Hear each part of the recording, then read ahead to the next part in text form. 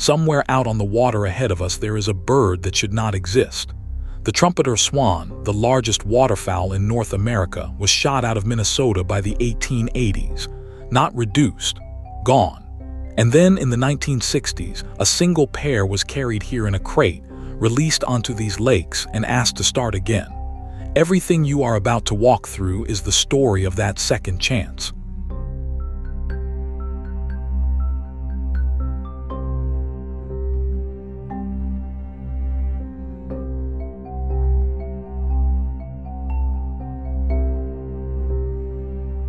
This is Carver Park Reserve in Carver County, Minnesota, about 30 minutes west of Minneapolis, between the small towns of Victoria and Excelsior on the southern shoulder of Lake Minnetonka.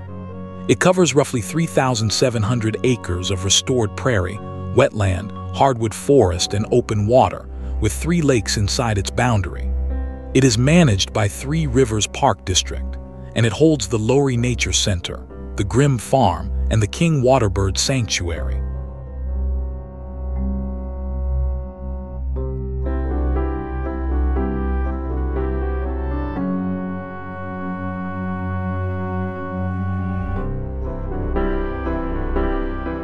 To understand this ground, you have to start with ice.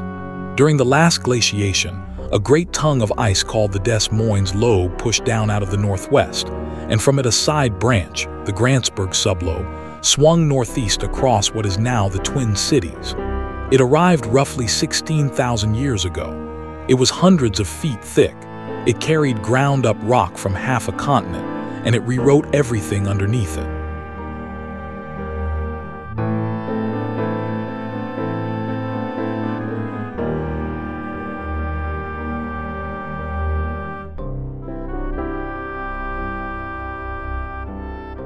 Notice how this land moves. It is not flat and it is not carved into valleys by rivers. It rolls. Low hills, sudden hollows, a pond where you expected a ridge. That is glacial country. When the Grantsburg ice stalled and began to melt, it did not withdraw cleanly.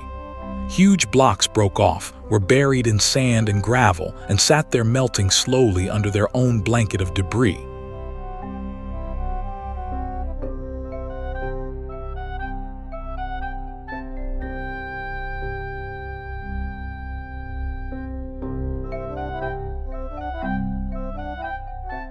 When those buried blocks of ice finally melted, the ground above them collapsed. Geologists call the resulting hollows kettles, and they are everywhere in this part of Minnesota. Fill a kettle with groundwater and you have a lake. Fill it with peat and sedge and you have a bog. Lake Minnetonka, just north of us, is essentially a sprawling maze of these collapsed basins, which is why it has so many arms and bays and almost no simple shoreline.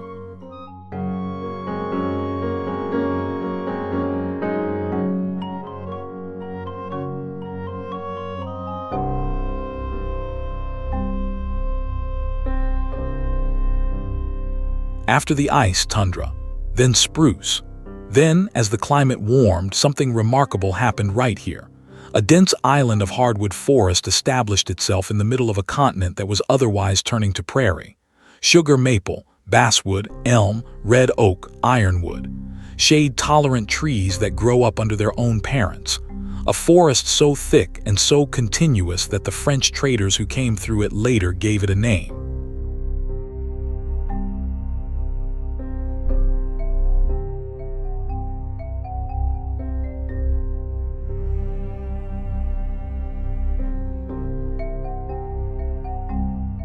They called it the Grand Bois, the Great Woods. In English, it became simply the Big Woods, and it covered something over 3,000 square miles of south-central Minnesota, an island of dark closed canopy surrounded on all sides by open prairie and oak savanna. It survived because of fire, or rather because of the lack of it. Wet ground and the ragged lakes broke up the prairie fires that would otherwise have burned the young trees out.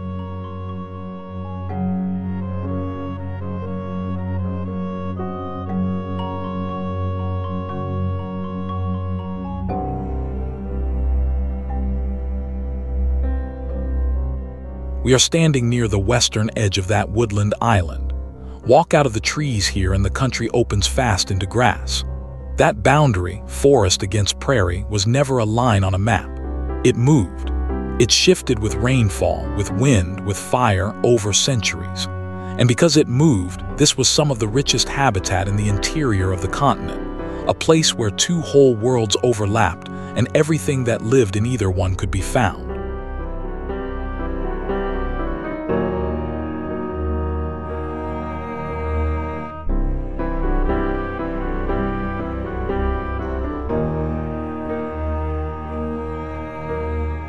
This is Dakota Homeland. The Dakota call this country MNI Soda Makos, the land where the waters reflect the clouds, and it is from that phrase that the state took its name.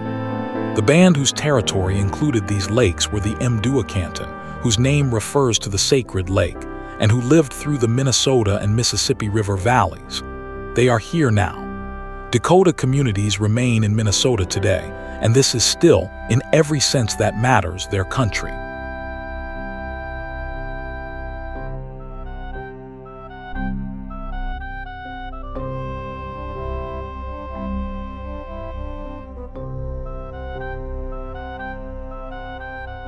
The Great Lake just north of us carries a Dakota name, though it reaches us in a mangled form.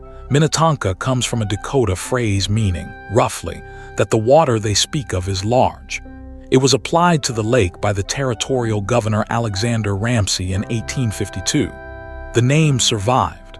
The people who gave it were pushed out within a decade. Both of those facts are true, and they sit uneasily together.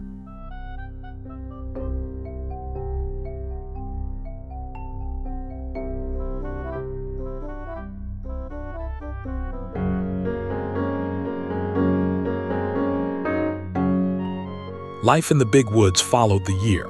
In late winter, when the nights froze and the days thawed, the maple sap ran and families moved to sugaring camps to boil it down. In summer, gardens and fishing. In autumn, wild rice in the shallow lakes and marshes and deer in the woods. This was not wandering. It was a precise, repeated circuit, tuned over generations to a landscape that gave different things in different months.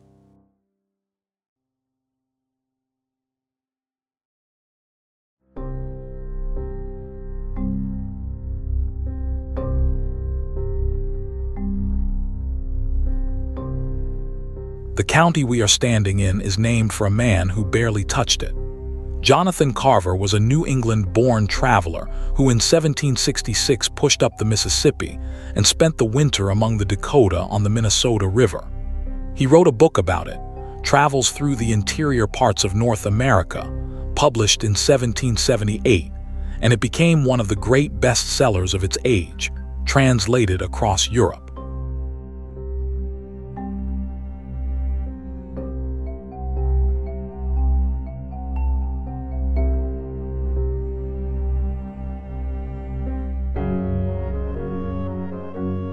Carver died poor in London in 1780. His descendants spent decades pressing a claim that the Dakota had granted him an enormous tract of land near what is now St. Paul. No government ever recognized it, but his book made him famous, and when Minnesota Territory was carving itself into counties, this one was named for him in 1855. A county named for a writer who passed through once in a country that already had names.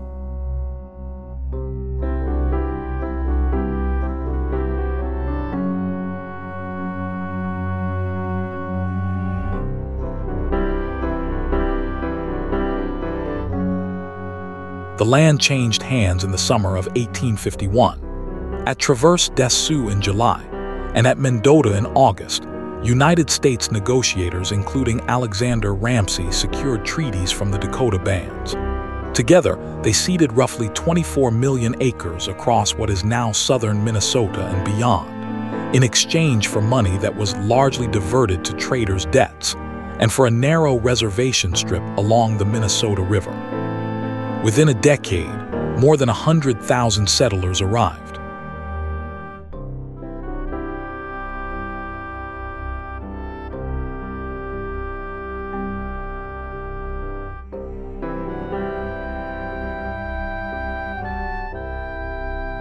What followed is the hardest chapter in the state's history. Annuity payments went missing, food went undelivered, and in 1862 the desperation broke into war along the Minnesota River. The reprisals were catastrophic. 38 Dakota men were hanged at Mankato in the largest mass execution in United States history, and the Dakota were forcibly expelled from Minnesota.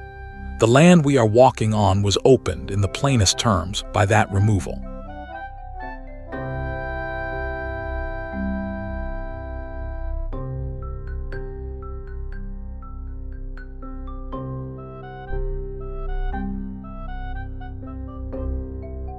The nearest town on our map, Excelsior, was founded in 1853, just 2 years after those treaties.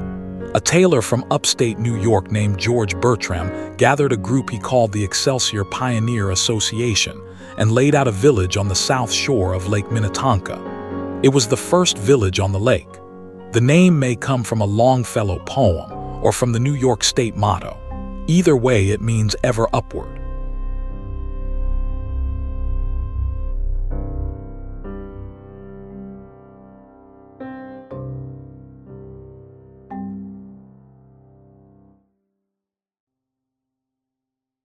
Within a generation, Lake Minnetonka was famous. The railroads reached it, and enormous wooden hotels went up along the bays. Excursion steamboats crossed the water carrying visitors from Chicago, from St. Louis, from New Orleans, escaping the summer heat. For a few decades in the late 1800s, this quiet lake district was one of the fashionable resorts of the American interior. The hotels burned or were demolished. The lake and the habit of coming here stayed.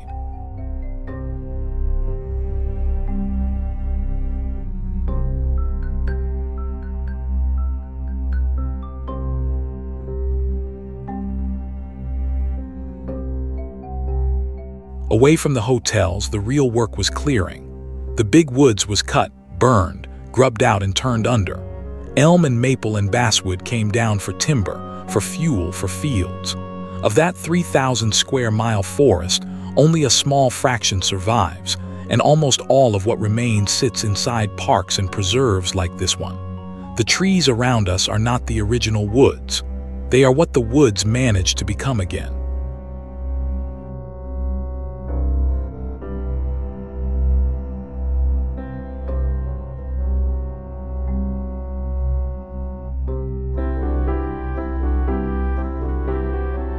In 1859, a German immigrant named Wendelin Grimm and his wife Juliana bought land in northern Carver County, ground that is inside this park reserve today.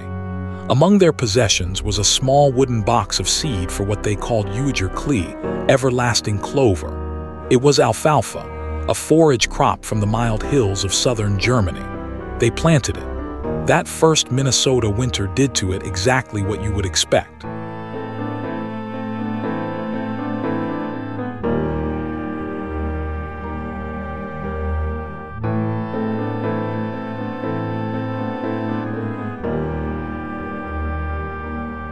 Most of it died, but not all of it, and here is the part that matters. Grimm saved seed only from the plants that had survived, sowed those, and did it again the next year and the next, for roughly 15 years. He was running a selection experiment on his own farm without the vocabulary for it. What he produced was the first genuinely winter-hardy alfalfa in North America.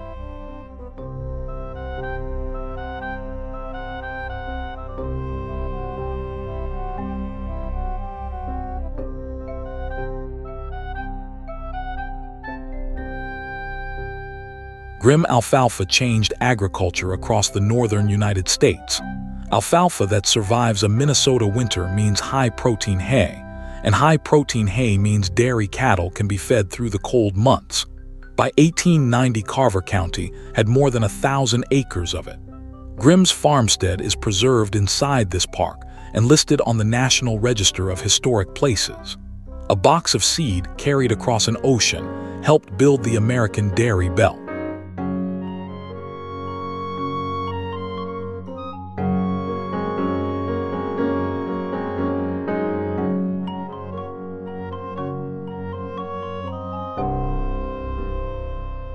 Now the other story, the one about why this land is not subdivided.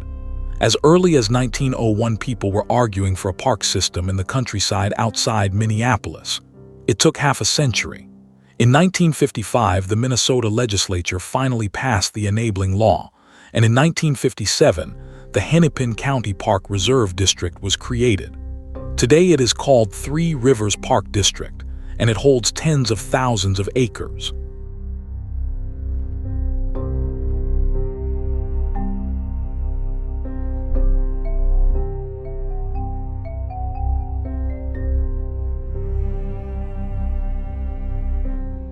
Carver Park Reserve was established in 1962, and it was assembled the slow way, farm by farm. The grim land came in that same year. What the district was buying was not scenery. Much of it was worn-out cropland, drained wetland pasture. The idea was not to protect a pristine place. The idea was to buy an ordinary place and then spend the next 60 years putting it back together.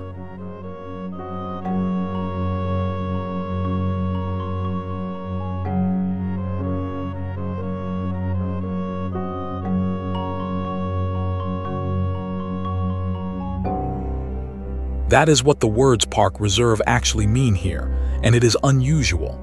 Under the district's policy, no more than 20% of a park reserve may be developed for active recreation.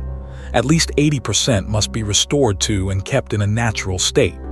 80%, written down and held to. It is why this place feels less like a park and more like a piece of country that someone decided to leave alone.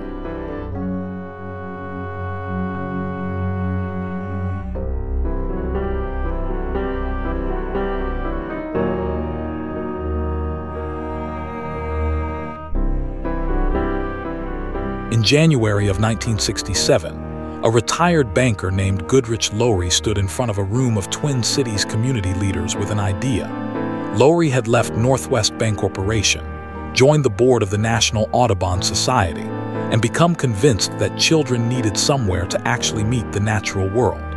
In 2 years, he and a nonprofit called Metropolitan Nature Centers raised more than $500,000. Ground was broken in April 1968.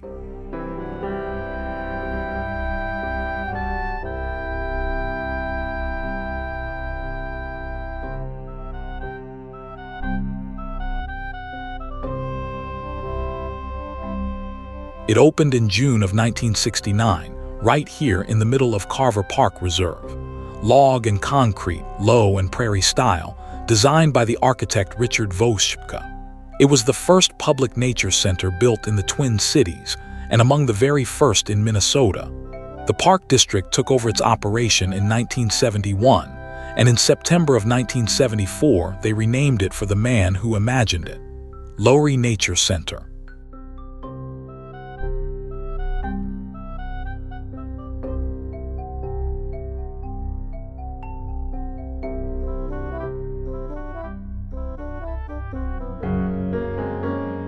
Around the building lies an interpretive area of roughly 250 acres, and it was laid out to teach.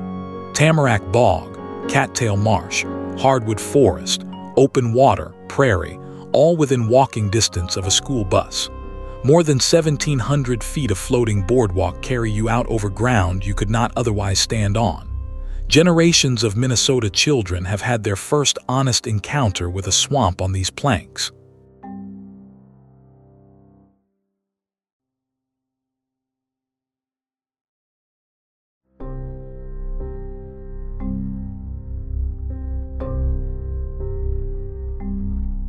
Which brings us back to the swans.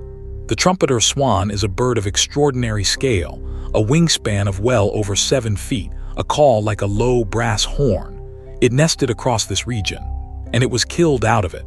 Market hunting for meat, for skins, for the quills and the down ran through the 1800s without limit. The last known Minnesota nesting was around the middle of that century at Swan Lake in Nicollet County.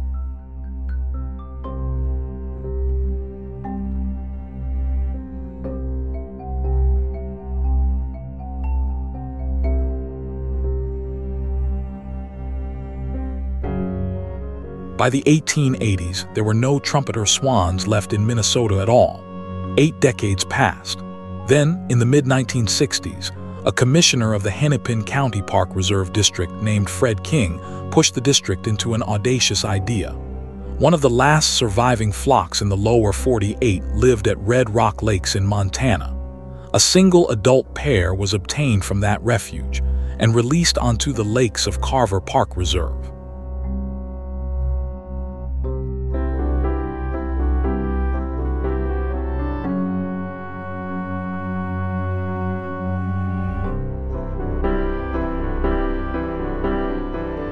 It did not go well.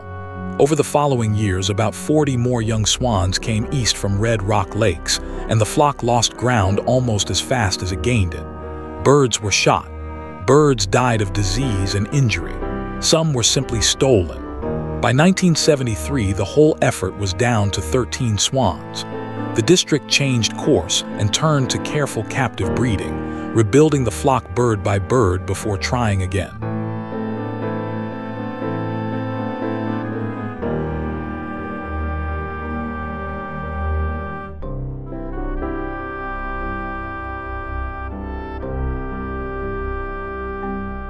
Something else came out of those first years. In 1968, at a meeting held here at Carver Park Reserve, biologists and conservationists gathered around this fragile experiment and decided the species needed an organization of its own. They founded the Trumpeter Swan Society, and Fred King, the banker and hunter and commissioner who had started it all, became its first president. It exists to this day, and it began on this ground.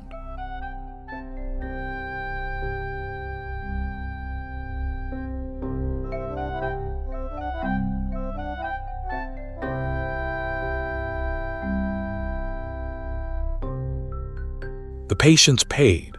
By 1979, the captive flock had grown to about 41 birds, and that year, for the first time in a long time, swans were allowed to fly free. 8 were released. They stayed. They nested. Minnesota's own Department of Natural Resources took up the work in the 1980s with a statewide program, and swans went back to Tamarack, and then in 1988, back to Swan Lake itself.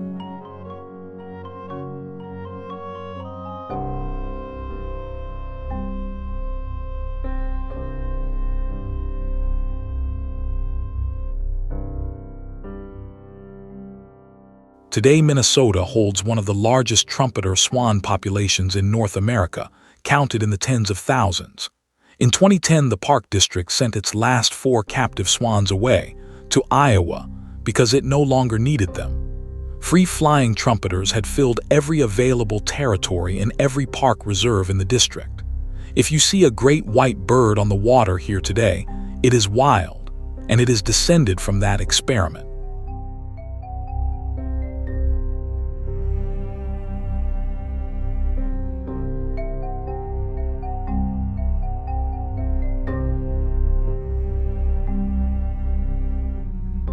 They did it again.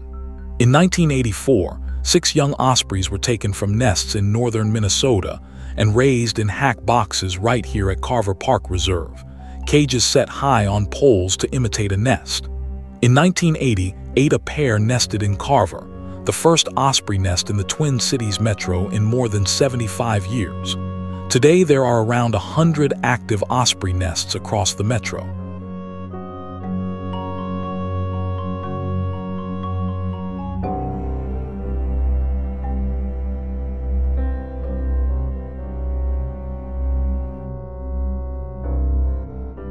The habitats themselves came back too. Restoration here began in the 1960s, and it meant plugging drainage ditches, burning brush out of the grasslands, and reseeding prairie into old fields. The tamarack swamps you cross on the boardwalk are relics, cold, acidic ground where the soil is older than anything growing on it. Mink, barred owls, white-tailed deer, waterfowl, songbirds. All of it depends on ground that somebody chose not to develop.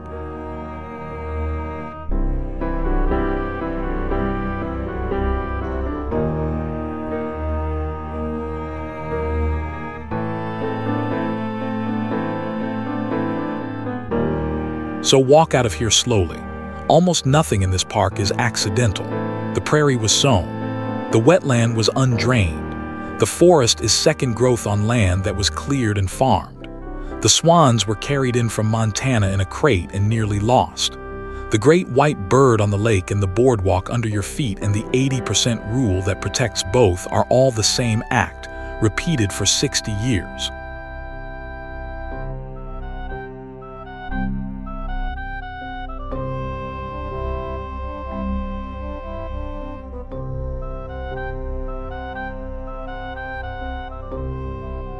That is the quiet argument of Carver Park Reserve. It is not a wilderness that survived.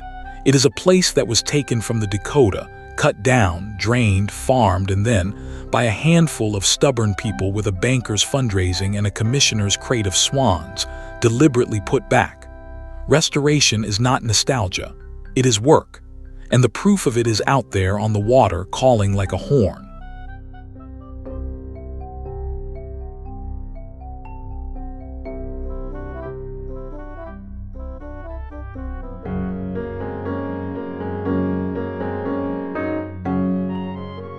The ice made this ground. The Dakota knew it first and know it still. A German farmer's box of seed changed how a continent feeds its cattle. A retired banker built children a door into the woods, and a swan that had been erased from an entire state came back to nest on these lakes. That is Carver Park Reserve. Thank you for watching. Follow for more trails of the world.